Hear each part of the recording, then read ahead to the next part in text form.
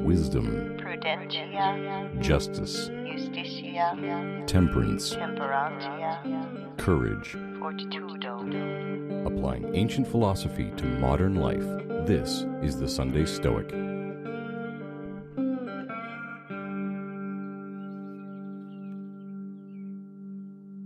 Marriage. Marriage is what brings us together today. Marriage, that blessed arrangement, that dream within a dream. Welcome to the Sunday Stoic Podcast, where we discuss ancient philosophy and how it applies to modern life. I'm Dan Monks of Queens, New York City, and today I'm joined by my co-host, Steve in Central Ohio, currently sitting on my deck outside because my basement is occupied by children playing video games. I can hear some birds in the background there, so that sounds good. We're living according to nature as well as we can. On the Sunday Stoic Podcast, we like to discuss topics that have relevance to our lives, and one topic of great importance to many people is marriage. So, should we get married? If we do, how do we select a spouse to be? And how should we relate to and behave toward our spouses? And in the Stoic system, as laid out by the Greco-Roman Stoics, what is the purpose of marriage? And how much of the thoughts of the ancient Stoics on the topic of marriage are still persuasive today?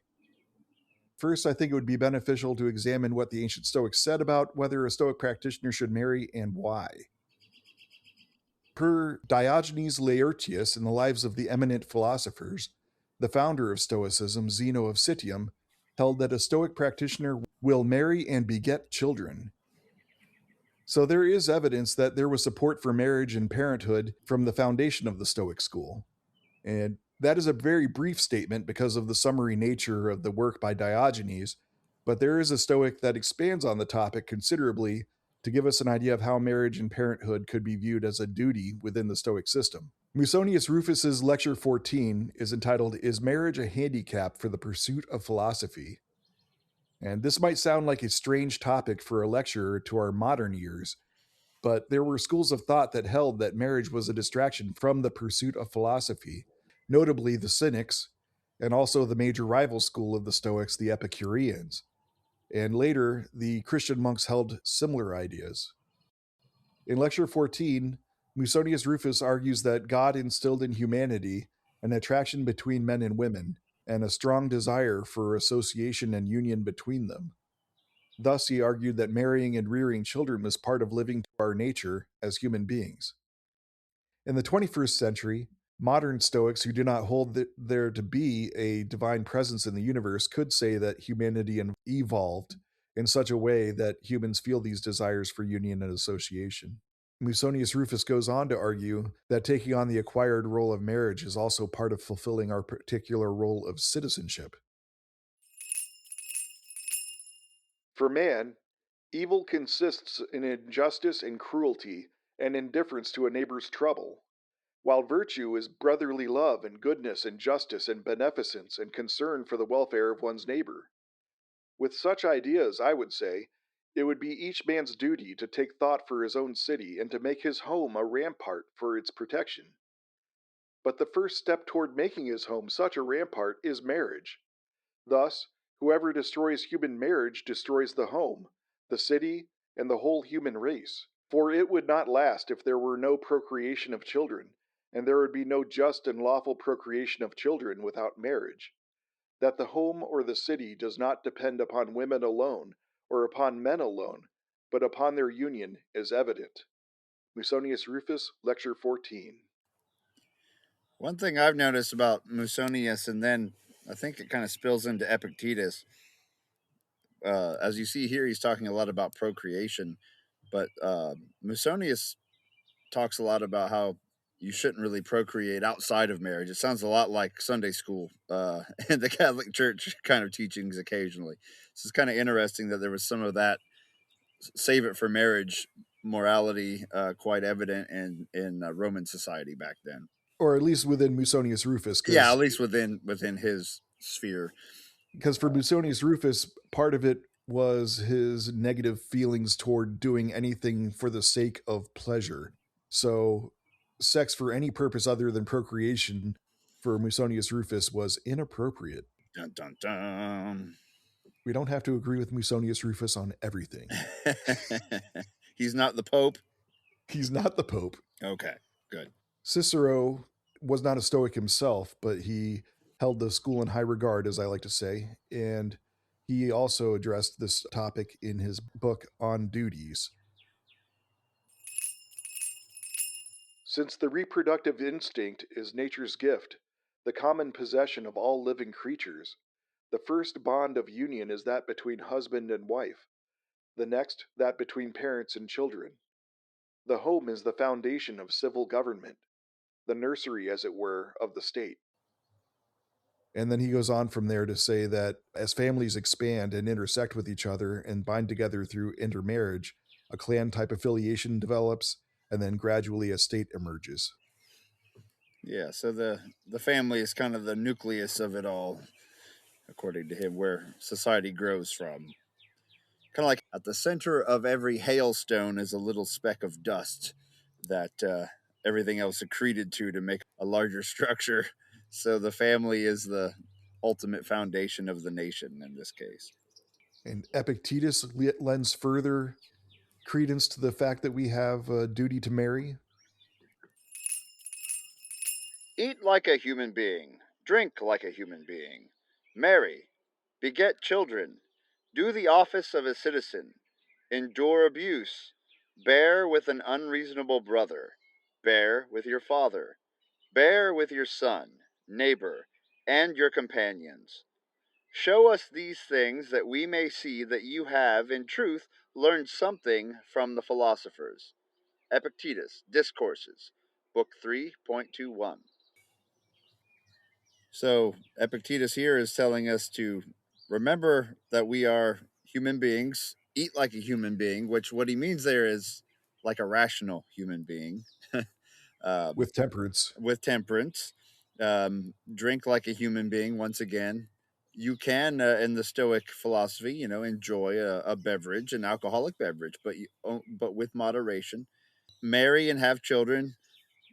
Do the jobs you have to do, and remember that you're going to have to bear with things that are not your choosing. You don't choose your son, your brother, or your father's attitudes on certain things, nor your neighbors. But you have to learn how to integrate yourself with society and not fly off the handle whenever you disagree with someone, and to do your duties as they are assigned by nature and your roles as a human being. And Epictetus offered a wonderful framework for domestic tranquility. If marriage is given to him, he is to keep himself in a natural state in those circumstances. But if he wills that his son or his wife should never commit a fault, then he wills to make his own what is not his own. Education consists in this, to learn what is one's own and what is not. Where then is there any room for contention if a man bears himself thus? Epictetus, Discourses, Book 4.5. And that kind of goes into what you were saying also, that your wife and child will have their own views of things. The good lies in the way that we interact with the people that we love and care about. So if you're kind, patient, supportive, if you're providing guidance to your child so that they can learn to be a better human being, then you are fulfilling your role as a parent and as a spouse and making progress toward virtue in the process of doing your duty. Yeah, and other people are not you. They are not your own. They are individuals you have relationships with, and those can be virtuous relationships, but nothing but your own choices are your own. We're going to lose control over our bodies. We're going to lose our loved ones. They are not us, but we can interact with them in a virtuous way, and that's what we're trying to do here. Now, the only book we have from Marcus Aurelius is his Hypomnema journal, which was untitled but is now most frequently called the Meditations. And Marcus Aurelius did not dwell on marriage in his Meditations very much, other than a short passage in Book 1, wherein he expressed his gratitude for his wife, Faustina the Younger. because she was so loving and affectionate and easy to get along with. The meditations was where Marcus privately worked through things that he was struggling with and constantly reminding himself of his principles so that he would act appropriately in his role as emperor. I would argue that the absence of text regarding Faustina, other than an expression of gratitude, is inferential evidence that their marriage was an admirable one. The meditations would have been his private opportunity to reason through how to navigate his marriage if it were a difficult one. Other evidence that they loved each other is that they were married for 30 plus years, and emperors, when they disliked their wives, frequently figured out a way to get out of the marriage. Also, for at least 5 years, Faustina chose to live in military camps on the frontier of the empire, where Marcus was stationed to fight the German barbarians, and that is strong evidence of a devoted wife. It would not be expected that an empress would put up with the discomfort of military camp life. Everybody would have understood if she chose to stay in the comfort and security of Rome and waited for while Marcus was away on campaign. Also, Marcus and Faustina had at least 14 children together, and I've read articles that say that in some circles it was considered unseemly that Marcus and Faustina loved each other, because at that level of Roman society, marriage was supposed to be a business arrangement and an alliance between powerful families, not a vehicle for love and happiness. Envy most foul. Further evidence is that he renamed the city where she died Faustinopolis, deified her, and built a temple to her memory. So, although Marcus Aurelius didn't write a lot about marriage, I would say you could probably guess that he was a pretty good husband and that he and Faustina loved each other. I hope it's true, Dan. But until you build that DeLorean and take us back there, Yes, that's true. In a separate lecture, Musonius Rufus addressed what the chief end of marriage was and also the main duties of a spouse. Musonius Rufus thought that the primary end of marriage is community of life with a view to the procreation of children. The husband and wife should come together for the purpose of making a life in common and procreating children, and furthermore, of regarding all things in common between them, and nothing peculiar or private to one or the other, not even their own bodies. In marriage, there must be, above all, perfect companionship and mutual love of husband and wife, both in health and in sickness, and under all conditions, since it was with desire for this as well as for having children that both entered upon marriage. That sounds a lot like the in sickness and health vows that we often hear still repeated today. It does. Yeah, so if you're going to engage in marriage with one another, you're there to procreate according to Musonius, but also to care for one another regardless of the health and status of your spouse. And you're supposed to have perfect companionship and mutual love. Perfect companionship. So no arguing over who should do the dishes and stuff like that, right? Well, you're always going to have disagreements about things, but it's as a Stoic practitioner, it falls to us to have a strong desire to reconcile and to get past any disagreements and figure out a way to come to some sort of agreement and accommodation of each other. As one way to think about it is when you are having a conflict is not am I winning this argument, but am I being virtuous right now? Right? Am I being just? Am I behaving toward my spouse in the way that I should? I agree. Let's try to be better. Musonius says something about possible pitfalls in marriage, does he not? He does. Where each looks only to their own interests and neglects the other, or what is worse, when one is so minded and lives in the same house, but fixes their attention elsewhere, and is not willing to pull together with their yokemate, nor to agree, then the union is doomed to disaster, and though they live together, yet their common interests fare badly. Eventually they separate entirely, or they remain together and suffer what is worse than loneliness. Musonius Rufus, Lecture 13a. So it's kind of interesting there. He's not saying you're in a roof where your wife's got to do all the work and you go off and do this. more of a shared interest here.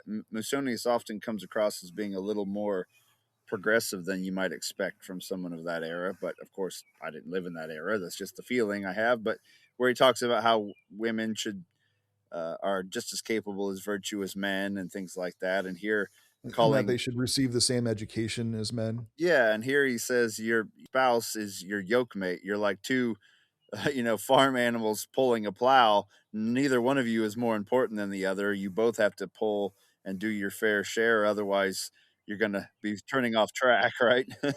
Yeah, if one of you is standing there doing nothing while the other one's pulling, nothing's going to get done.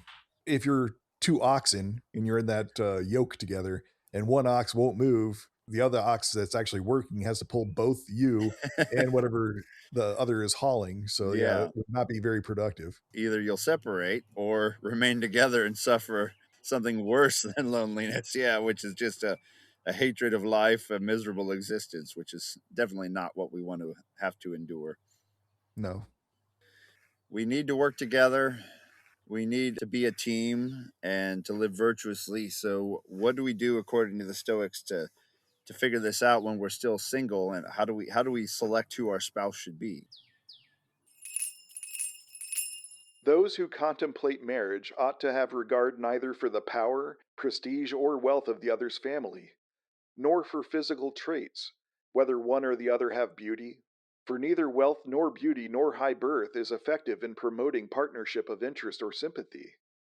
As for the body, it is enough for marriage that it be healthy, of normal appearance, and capable of hard work. With respect to character of soul, one should expect that it be habituated to temperance and justice, and, in a word, naturally disposed to virtue. These qualities should be present in both man and wife, for without sympathy of mind and character between husband and wife, what marriage can be good? What partnership advantageous? Musonius Rufus, Lecture 13b. And from there, Musonius Rufus goes on to expand on the importance of both partners being oriented toward virtue. He likened the character of the virtuous person to a straight and true piece of wood, and the character of the viceful person being warped and crooked.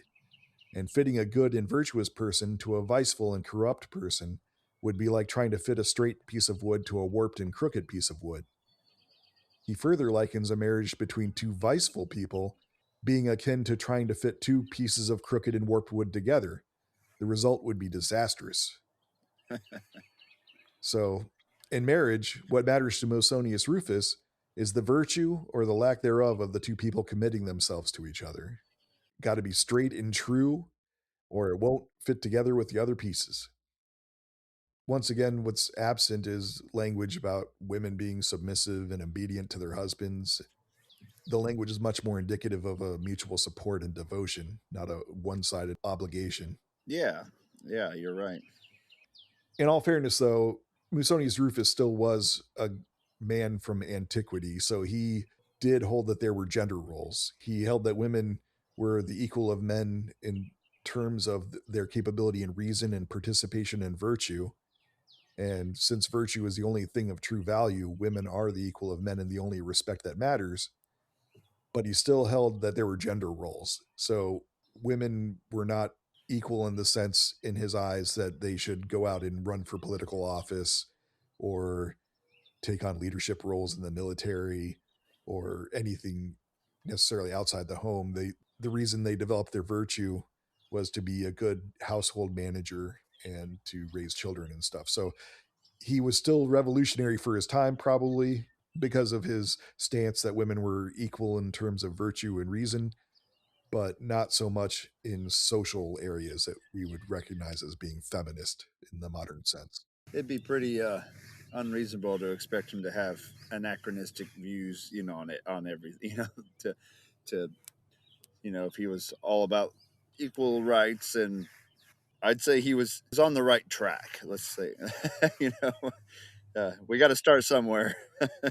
Yes, I appreciate him for being as forward thinking as he was for his time. Yeah, It's refreshing to see in ancient literature. he can't have completely modern views on everything, obviously. So, Dan, how long have you been married?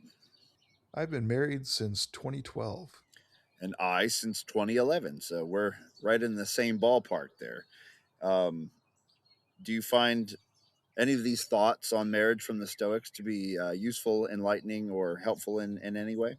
I do. In moments of difficulty, it's important to remember how we are supposed to behave towards our spouse. That we're not supposed to just give in to the passion of anger and react poorly, that we should react with patience and try to reconcile as quickly as possible and have perfect companionship and mutual love. Right? Yeah, I like the idea of reminding myself of, am I acting virtuously right now, or am I trying to win an argument? Or Exactly. and also, am I pulling the yoke with my fair weight? Should I pull a little harder? Am I doing my fair amount of duties in the house, and or am I expecting my wife to do traditional things like, oh well, that laundry, my mom always did laundry, you should do laundry, and it's like, wait a minute, is that true? Maybe I should be pitching in on more fronts than I currently am. So you can grow no matter where you're starting from. You can start reflecting on this and kind of inventory what you're doing. And because I've seen I've seen some of the results of studies where women still do the lion's share of housework and things in most American households, and we could all do better to make sure that at least coming from the husband side of things, which is the only perspective I can offer, can reflect on that, pay attention to it, and try to ensure that I'm That we doing do better. what I can and to do better. Exactly. And when they're expressing frustration at something, instead of, as you said, just trying to win, instead try to understand what they're saying and try to see whether there's truth in their frustration. And if there is, then change. The hard one for me is when my wife comes to me with issues that she's had at work or what have you.